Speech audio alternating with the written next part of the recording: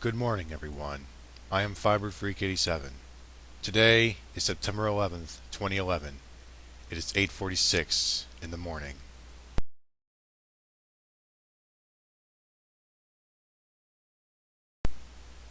September 11th, 2001. A day that will forever live in infamy. 10 years ago today, 19 members of a terrorist organization known as al-Qaeda hijacked 4 passenger jets, crashing 2 into the twin towers of the World Trade Center, 1 into the Pentagon, and the final crashing in a field outside Shanksville, Pennsylvania. Today, I share my thoughts and reactions on where I was when nearly 3,000 lives were lost on that day. Even though American Airlines Flight 11 crashed into the North Tower at 8:46 in the morning, I only first heard about what happened hours after the towers collapsed, sometime in the afternoon. I was 14 years old at the time, and was in my middle school math class when the principal made the announcement about what just happened. At the time, I had no idea what the World Trade Center was. I admit I was ignorant back then. But when the principal said that the Pentagon was attacked, I immediately looked out the window and told myself that this isn't happening. I don't know why I looked out the window, but I did. I remember just after the principal's announcement was finished, my math teacher was trying to explain about what happened, even drawing a picture of what happened, though I still didn't believe it until I walked in the door of my home after that day of school was over, and saw the news footage on television with my own eyes. Regarding my comment about my ignorance earlier, I was fascinated by the Twin Towers, but because of that ignorance, I had no idea what they were called until I saw the news footage. When I first heard about it from the principal's announcement, my reaction was pretty much how everyone felt at first. Shock, disbelief, fear. When I got home, my fears turned to worry as I saw over and over and over from the news coverage the impacts of the planes and the collapse of the towers. I can still remember how long the news coverage was at the time. It probably lasted from either a few days to a whole week. I can still remember hearing about the news and later seeing the footage of the Palestinians celebrating the attack, despite their then leader, Yasser Arafat, condemning the attacks, which I am to this day still angry about, with good reason. Though as the days passed, they started shouting angry remarks on television, which I assume were demands for the terrorists to finish us off. At the time, no. But a few years pass, and I meet a few people who have either lost a loved one on that day, or they know someone close to them who have lost someone. I try to comfort those who were affected by the attacks however I can, even after all this time. When I heard that there were conspiracy theories surrounding the 9/11 attacks, I was baffled to hear about it. The worst day in American history, and there are people saying that a missile hit the Pentagon and that the towers collapse was a controlled demolition?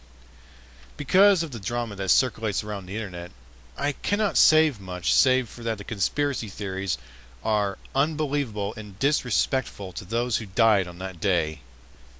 Enough said. I had mixed feelings on this new World Trade Center complex. A year or so after the attacks, I had hoped to see the Twin Towers rebuilt. But after hearing the reasons why not to rebuild them, I then changed my mind. Over time, I heard those who want the site to have office buildings to be built, while others call for a memorial.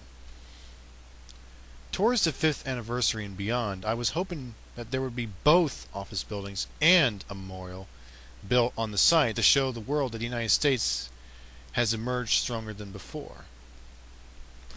When I saw the chosen design for the memorial to be 2 reflecting pools that are set on the original footprints of the Twin Towers, I didn't really think much about them at the time. My focus was on what was called the Freedom Tower. The original design, which was showcased on the news a couple years after the attacks, impressed me a little bit. The antenna spire at the side of the building's roof would remind me of the original towers, but only if seen at an angle. I was unaware that the design of the Freedom Tower would be scrapped and replaced with a new and updated design, which I wouldn't see until a few years later during the 5th anniversary on a documentary on PBS. I know that, to this day, people wanted the Twin Towers in return,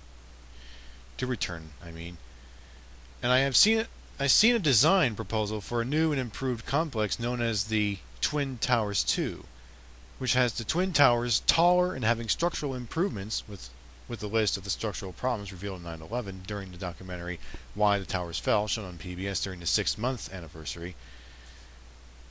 At first, I somewhat supported the Twin Towers 2, but over time, seeing the progress on the Freedom Tower, now known as the new One World Trade Center as of 2009 to make it more marketable, and even seeing the design renders again, started to grow on me.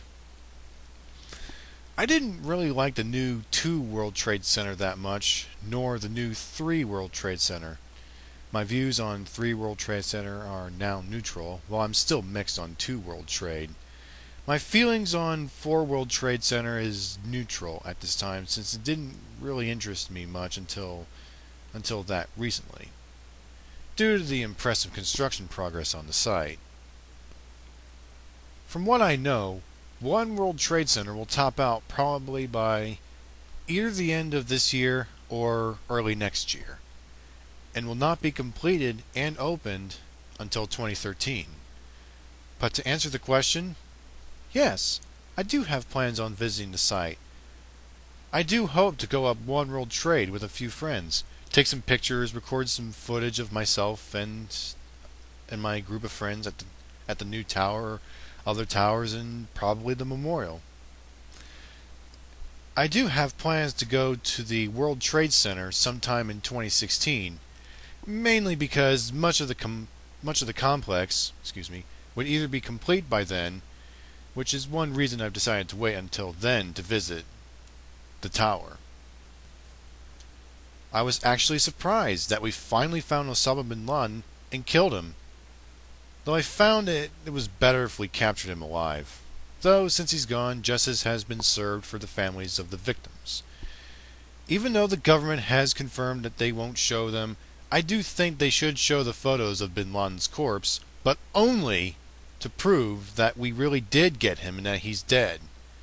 If you guys disagree with me, it's fine. But as MJ907 once said, it's my 2 cents, take it for what you will. For those who have probably been living under a rock all these years, Osama bin Laden, who I call Assama Butt Llama, was the terrorist mastermind who planned the attacks. I know that he did have others helping him plan the attacks, but he was the one who was responsible for them. All I have to say is that it's hard to believe it's been 10 years since the attacks on the World Trade Center and the Pentagon, along with what we had to endure since then. The damaged section of the Pentagon has since been rebuilt, with the memorial outside to honor those who died that day, with the World Trade Center Memorial opening today to remember those who have fallen.